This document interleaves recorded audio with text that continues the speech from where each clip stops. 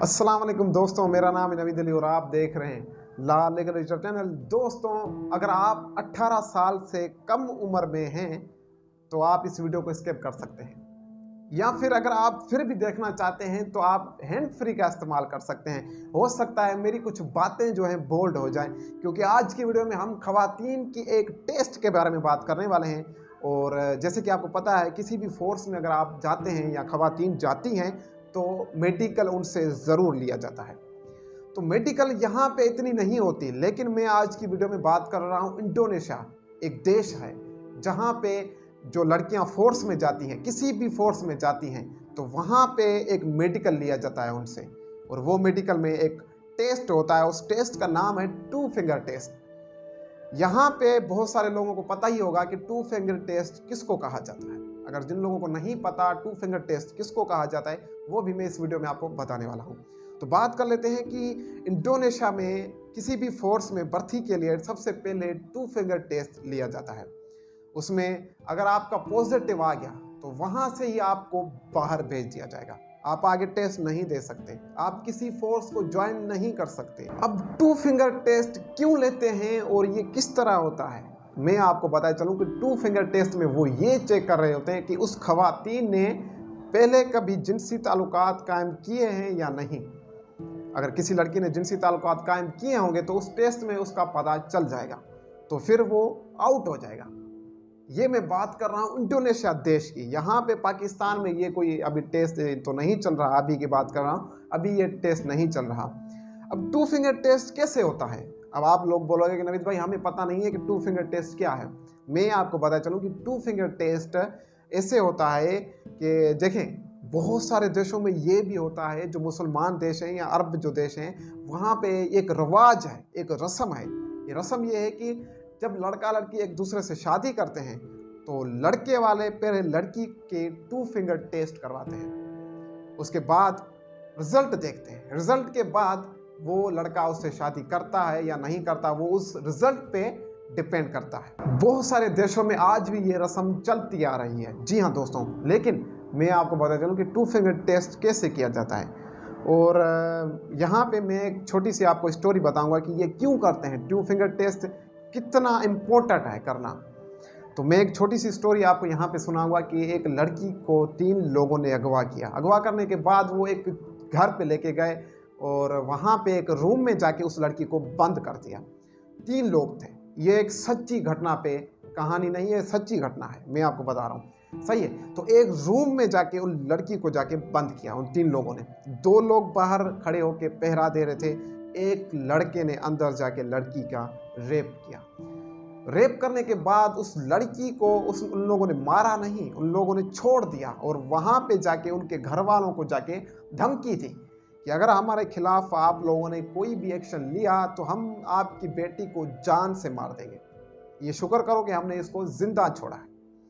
लेकिन ये बात ऐसा हुआ कि उस लड़के के बाप ने जो है कंप्लेंट जाके दर्ज करवाया पुलिस स्टेशन पे कि मेरी बेटी के साथ ये वाकया हुआ है। कंप्लेंट दर्ज करने के बाद पुलिस ने थोड़ी बहुत छानबीन की। छानबीन में 1 महीने के बाद वो मुलजम गिरफ्तार हुए। गिरफ्तार होने के बाद कोर्ट का जी फैसला हो रहा था, कोर्ट में दाखिल हुए। कोर्ट ने ये आर्डर दिया कि इस लड़की का सबसे पहले जाके आप 2 फिंगर टेस्ट करवाएं, ताकि पता चले कि इसके साथ जिनसी ताल्लुकात उस लड़के ने कायम किए हैं या नहीं किए। तो उसका 2 फिंगर टेस्ट किया गया। अब 2 फिंगर टेस्ट में कैसा होता, क्या होता है, एक लड़की होती है, लेडी डॉक्टर होती है, वो एक रूम में बंद होती है। उस लड़की को बेड में लेटाया जाता है और पर्दा चारों तरफ से दिया जाता है। फिर वो लेडी डॉक्टर जो है क्या करती है, 2 फिंगर जो आप बोल रहे होंगे तो आप समझ गए होंगे, आगे मैं कुछ नहीं बोलना चाहता। 2 फिंगर से आप समझ जाएं कि क्या किस तरह टेस्ट होता है कि वजाना में अगर 2 फिंगर आसानी से दाखिल हो गए तो उससे ये जाहिर हुआ करता था कि इस लड़के के साथ जिनसी ताल्लुकात कायम किए गए हैं। अगर आसानी के साथ नहीं जा रहे तो उससे ये साबित होता था कि इसके साथ कोई जिनसी ताल्लुकात कायम नहीं हुए।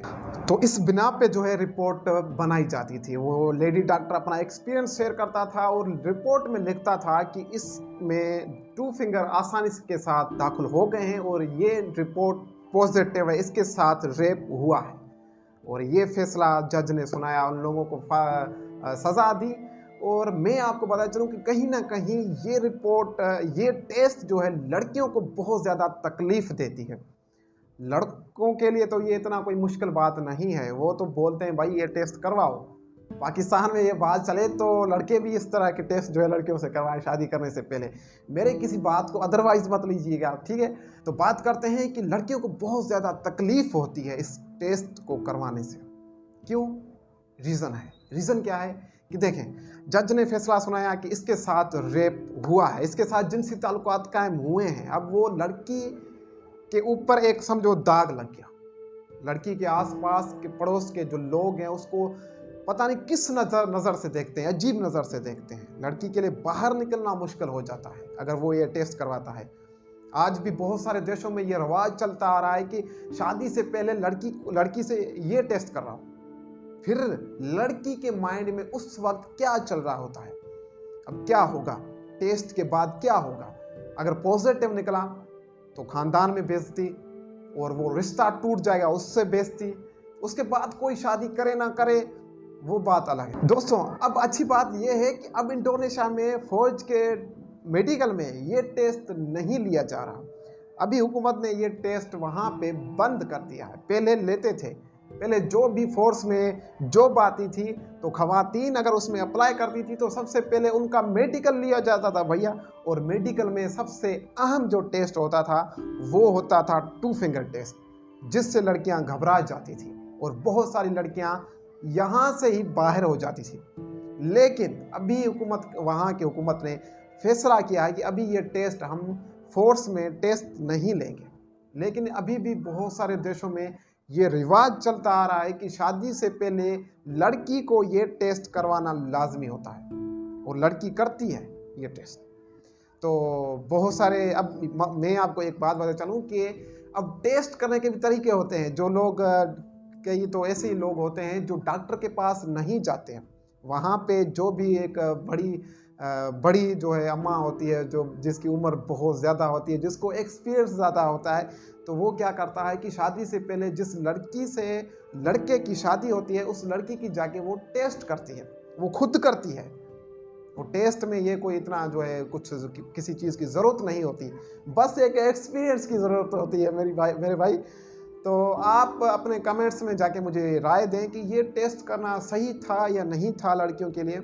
ये आप मुझे अपनी राय दे सकते हैं। अगर वीडियो अच्छी लगी हो तो लाइक ज़रूर करना, कमेंट्स ज़रूर करना, चैनल को सब्सक्राइब करना। मैं मिलता हूँ आपसे अगली वीडियो में। Thank you so much and good bye.